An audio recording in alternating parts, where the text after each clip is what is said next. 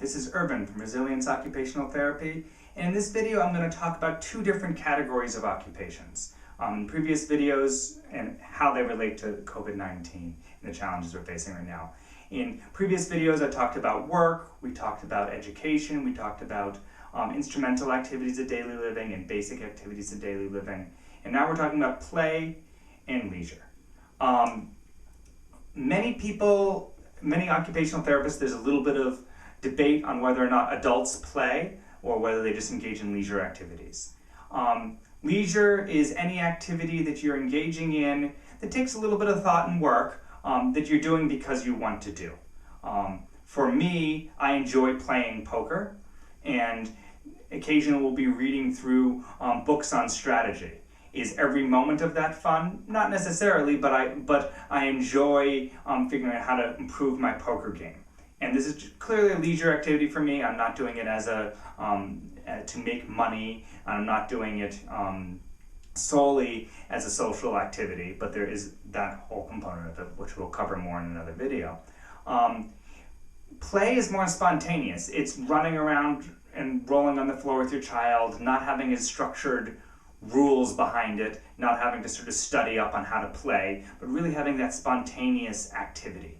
I think that it's very important for adults to have both play and leisure. We have our leisure activities, be that the crossword puzzle or watching a particular documentary or movie and thinking about that, reading books.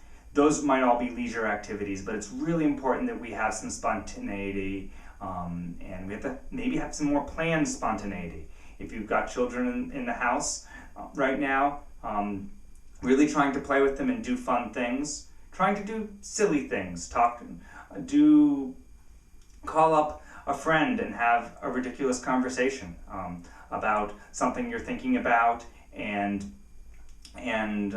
maybe play a game online.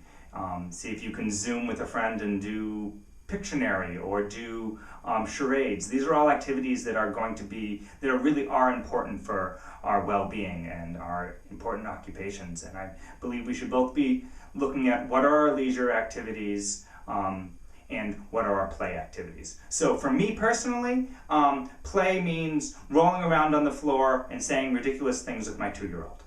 And leisure means trying to figure out how to play poker right now. So poker, I like to play poker for money, not large quantities, and hang out with some of my friends that way. And I'm going to be looking into poker software that I can use right now in conjunction with Zoom so that I can get together with some of my friends and play poker.